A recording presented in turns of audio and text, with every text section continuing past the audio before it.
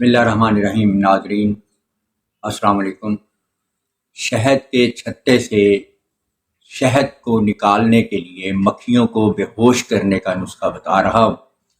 اس سے مکھیوں کو نقصان بھی نہیں ہوگا اور وہ ایک مقررہ وقت کے بعد اڑ جائیں گی۔